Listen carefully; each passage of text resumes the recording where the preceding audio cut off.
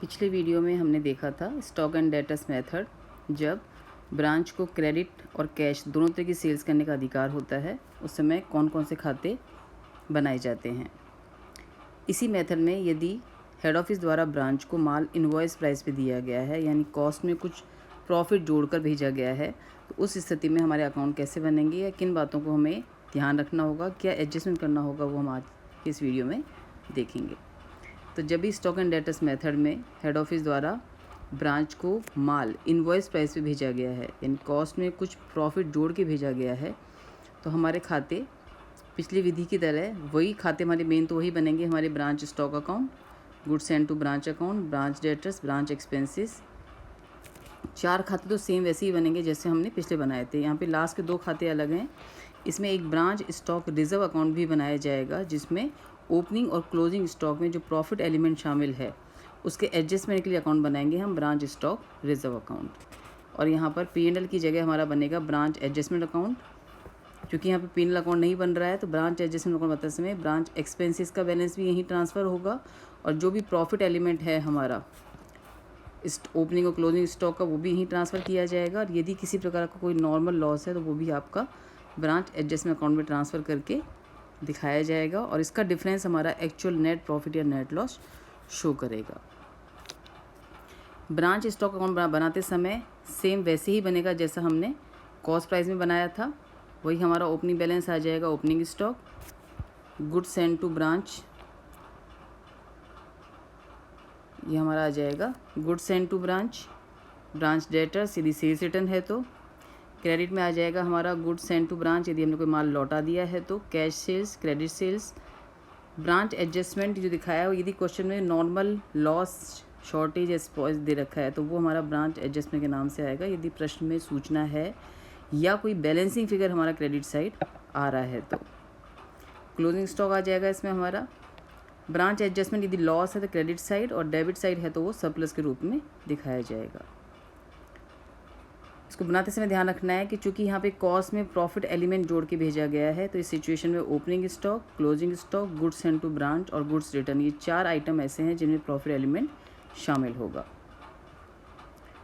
Branch debtors account same वैसे ही बनेगा जैसे हमने कॉस्ट वाले मेथड में बनाया था। वही हमारा ओपनिंग बैलेंस आ जाएगा, डेबिट में क्रेडिट सेल्स जिसकी वजह से डेटर्स हमारे इंक्रीज़ होते हैं और जिन वजह से डिक्रीज़ होते हैं वो सब क्रेडिट में आ जाएंगे यानी सेल्स रिटर्न, जो cash collection from debtors, discount, bad debts और क्लोजिंग बैलेंस।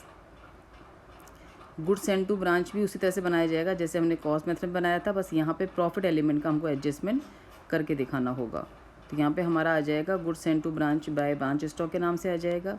रिटर्न किया है तो हमारा वो टू ब्रांच स्टॉक के नाम से आ जाएगा और इनके दोनों के डिफरेंस में जितना भी प्रॉफिट एलिमेंट है वो हमारा डेबिट में आ जाएगा टू ब्रांच एडजस्टमेंट अकाउंट के नाम से। यानी गुड्स सेंड टू ब्रांच में से रिटर्न लेस करके रिमेनिंग अमाउंट में जितना भी प्रॉफिट एलिमेंट इंक्लूड है वो प्रॉफिट अमाउंट हमारा यहाँ पे डेबिट में आ जाएगा टू ब्रांच एडजस्टमेंट अकाउंट और रिमेनिंग अकाउंट को हम ट्रेडिंग अकाउंट से क्लोज कर देंगे। ब्रांच एक्सपेंसेस अकाउंट में हमारा आ जाएंगे वही ब्रांच डेटर्स को जो भी दिए हैं हमने यानी बैड डेट्स, डिस्काउंट, अलाउंस जो भी दिया है वो हमारा आ जाएगा ब्रांच डेटर्स के नाम से। जो अदर एक्सपेंसेस हमने पे किए हैं वो टू बैंक के नाम से आ जाएंगे और इस टोटल अमाउंट को हम ट्रांसफ़र कर देंगे टू ब्रांच एडजस्टमेंट अकाउंट में। ब्रांच स्टॉक रिजर्व जैसे मैंने बताया था ये ओपनिंग और क्लोजिंग स्टॉक में इंक्लूडेड प्रॉफिट एलिमेंट को एडजस्ट करने के लिए बनाया जाता है। तो ओपनिंग बैलेंस आ जाएगा, ओपनिंग स्टॉक में जितना प्रॉफिट हमारा इंक्लूड है वो यहाँ पर आ जाएगा by branch to branch adjustment के नाम से और क्लोजिंग स्टॉक में जितना प्रॉफिट एलिमेंट है वो हमारा आ जाएगा बाय ब्रांच एडजस्टमेंट के नाम से। और ओपनिंग बैलेंस क्लोजिंग बैलेंस से अपना अकाउंट ये बन जाएगा। इसके बाद लास्ट अकाउंट बनेगा हमारा branch adjustment account. Branch adjustment account में ब्रांच स्टॉक में कोई यदि नॉर्मल लॉस, स्पॉइलेज है तो वो ट्रांसफ़र कर देंगे हम। ब्रांच एक्सपेंसेस का बैलेंस यहाँ ट्रांसफ़र होगा, ब्रांच स्टॉक रिजर्व का बैलेंस भी यहाँ ट्रांसफ़र हो जाएंगे, ओपनिंग स्टॉक के, क्लोजिंग स्टॉक के। गुड्स सेंड टू ब्रांच का फिगर भी यहीं ट्रांसफ़र हो जाएगा और इसका जो बैलेंसिंग फिगर है वो हमारा नेट प्रॉफिट या नेट लॉस शो करेगा। यानी जितने भी प्रॉफिट एलिमेंट हैं वो सब यहीं दिखाए जाएंगे।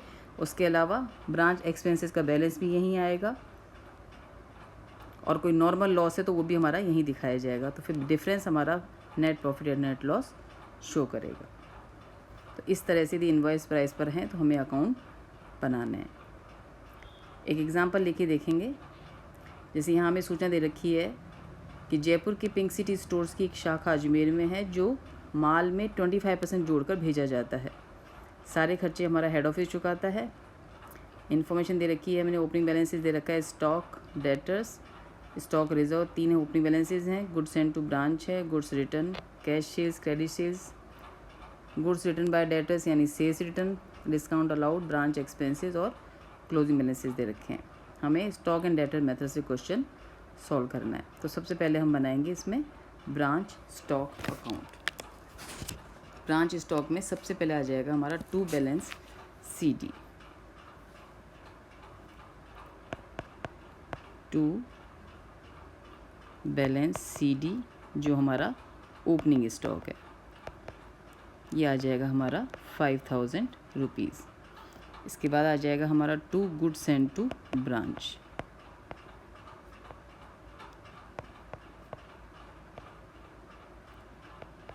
गुड्स सेंड टू ब्रांच दे रखा है इसमें हमारा 90,000।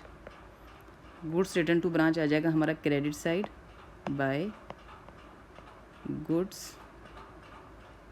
Send to branch account bracket में रिटर्न टू हेड ऑफिस, ये आ जाएगा हमारा 3000 रुपीज़। नेक्स्ट इन्फॉर्मेशन है हमारी cash sales, credit sales. Cash sales आ जाएगी हमारी बाय बैंक के नाम से,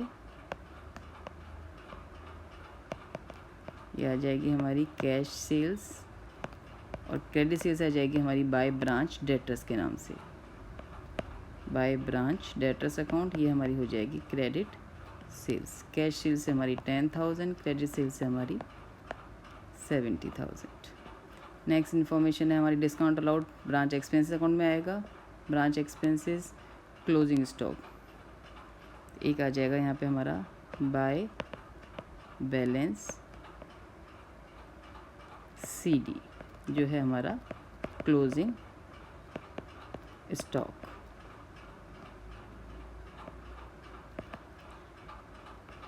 ये दे रखा है हमारा 12,000। चूँकि सारी सूचनाएं इनवॉइस प्राइस पर है तो हमारे इस अकाउंट का टोटल टैली हो जाना चाहिए। यदि अकाउंट का टोटल टैली नहीं होता है तो जो भी डिफरेंस, यदि वो डेबिट साइड है, इसमें एक goods return by debtor sales return भी है, तो ये आ जाएगा टू ब्रांच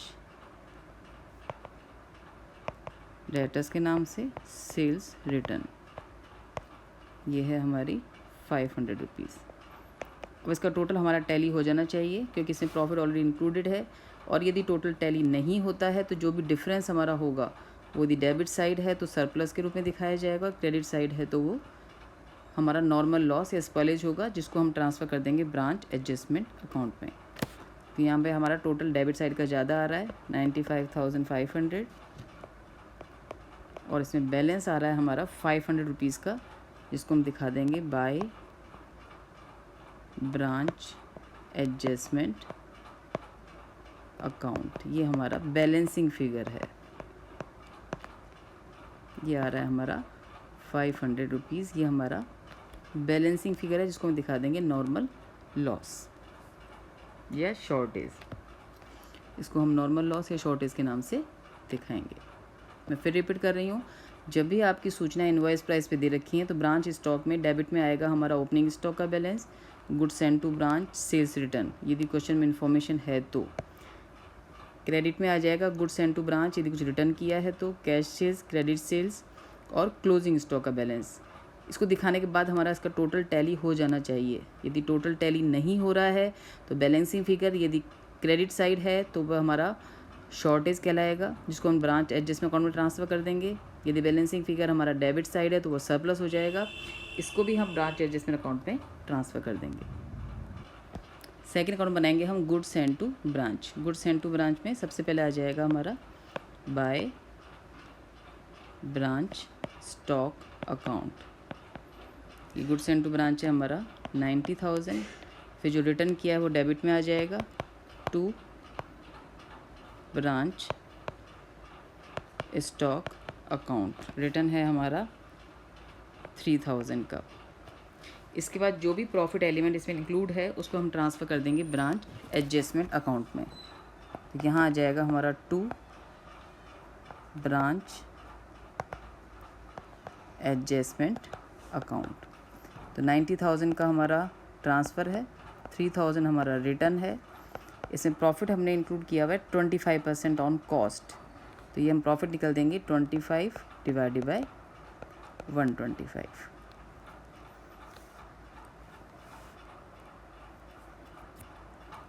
तो 90,000 में 3000 लेस कर देंगे, ये हमारा आ जाएगा 87,000। इसमें प्रॉफिट निकालेंगे 25/125 से, तो प्रॉफिट एलिमेंट आ जाएगा हमारा 17,400, जिसको हम दिखा देंगे ब्रांच एडजस्टमेंट अकाउंट में। बैलेंसिंग फिगर को हम क्लोज कर देंगे टू ट्रेडिंग अकाउंट से। टू ट्रेडिंग अकाउंट से हमारा क्लोज हो जाएगा।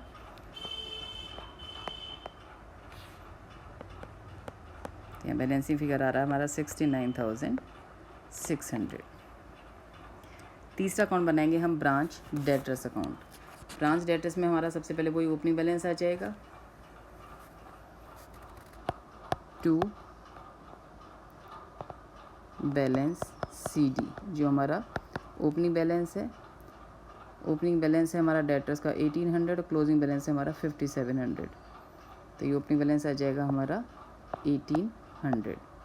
इसके बाद आ जाएगी हमारी क्रेडिट सेल्स, तो ब्रांच स्टॉक अकाउंट के नाम से आ जाएगी हमारी क्रेडिट सेल्स, जो थी हमारी 70,000। क्रेडिट साइड आ जाएगा एक तो हमारा sales return by branch stock account, ये आ जाएगा हमारा सेल्स रिटर्न, जो था हमारा 500 रुपीज़ का। इसके अलावा कैश रिसीव फ्रॉम डेटर्स और एक्सपेंसेस की सूचना है। तो प्रश्न में हमें कैश रिसीव फ्रॉम डेटर्स की कोई सूचना नहीं है, लेकिन डिस्काउंट की सूचना है 600 रुपीज़। तो यहाँ पर हमारा डिस्काउंट आ जाएगा बाय ब्रांच एक्सपेंसेस अकाउंट के नाम से, बाय ब्रांच एक्सपेंसेस अकाउंट। ये हमारा आ जाएगा डिस्काउंट 600 रुपीज़। इसके बाद हमारा इसमें कैश रिसीव फ्रॉम डेटर्स की कोई सूचना प्रश्न में नहीं है। तो लास्ट में हमारा आ जाएगा closing balance by balance BD, जो हमारा क्लोजिंग बैलेंस है 5700। इसमें बैलेंसिंग फिगर आ रहा है हमारा क्रेडिट साइड, क्योंकि टोटल डेबिट का आ जाएगा हमारा 71,800। तो बैलेंसिंग फिगर जो भी आएगा वो हमारा आ जाएगा by cash receive from debtors, by bank आ जाएगा इसमें बैलेंसिंग फिगर, जिसको मानेंगे कैश कलेक्शन फ्रॉम डेटर्स। तो यहाँ पर हमारा आ रहा है 65,000। ब्रांच एक्सपेंसेस अकाउंट के डेबिट में आ जाएंगे तो वो खर्चे जो हमने डेटर्स को अलाउड किए हैं और एक जो हमने कैश में पेमेंट किया है। तो एक तो आ जाएगा हमारा 2 ब्रांच डेटर्स अकाउंट, जो हमने अभी दिखाया था डिस्काउंट, ये है हमारा 600 रुपीज़ का। इसके अलावा हमने कैश में भी पेमेंट किया था ब्रांच एक्सपेंसेस 6500। तो यहाँ आ जाएगा हमारा 2 बैंक एक्सपेंसेस 6500। इस टोटल बैलेंस को हम ट्रांसफ़र कर देंगे ब्रांच एडजस्टमेंट अकाउंट में।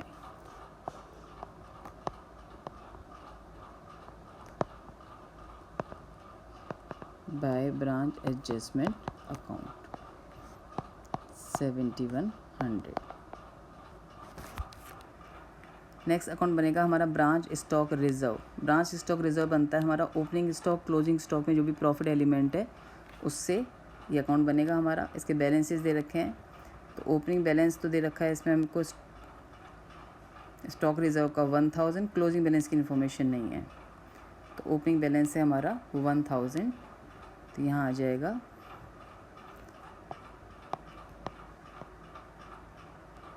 बाय बैलेंस BD, ये हमारा ओपनिंग बैलेंस हो जाएगा 1000 रुपीज़ का। उसके बाद यहाँ आ जाएगा 2 ब्रांच एडजस्टमेंट, ये हमारा आ जाएगा profit element on opening stock, यानी ओपनिंग स्टॉक का जो भी एडजस्टमेंट है वो यहाँ आ जाएगा। तो ओपनिंग स्टॉक था हमारा 5000 का, क्लोजिंग स्टॉक था 12000 का। ओपनिंग स्टॉक है हमारा 5000 का, तो ये हमारा आ जाएगा 5000 इंटू 25/125 मीन्स 1000। और जो क्लोजिंग स्टॉक का है वो क्रेडिट से आ जाएगा to branch adjustment account closing stock. ये था हमारा 12000 इंटू 25/125,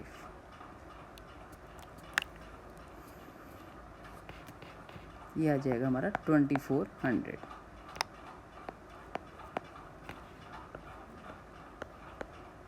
और यही हमारा हो जाएगा closing balance to balance CD 2400।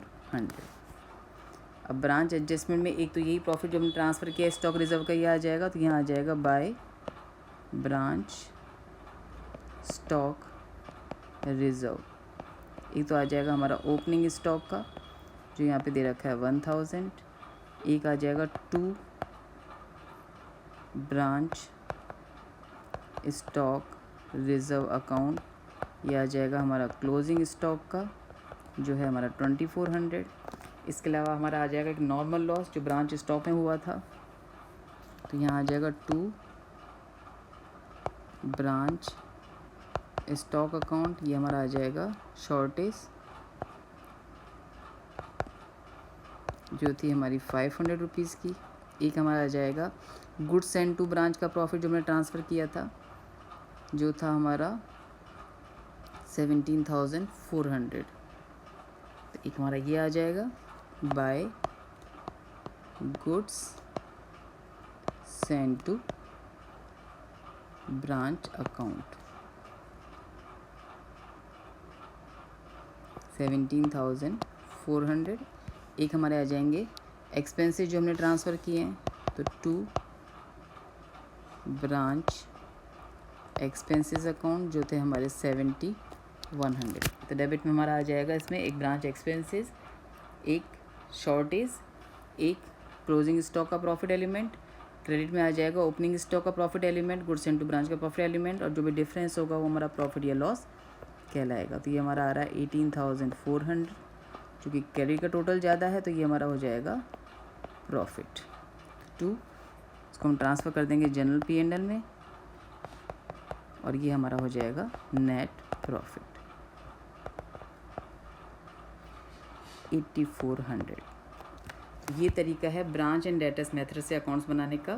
जब हम इनवॉइस प्राइस में माल भेजते हैं यानी कॉस्ट में कुछ प्रॉफिट एलिमेंट जोड़ के माल को भेजा जाता है तो हमारे अकाउंट बनते हैं। इसमें सबसे पहले ब्रांच स्टॉक अकाउंट जिसमें opening stock, closing stock, goods send to branch और रिटर्न में प्रॉफिट एलिमेंट इंक्लूड होता है। इस वजह से इसका टोटल टैली हो जाना चाहिए।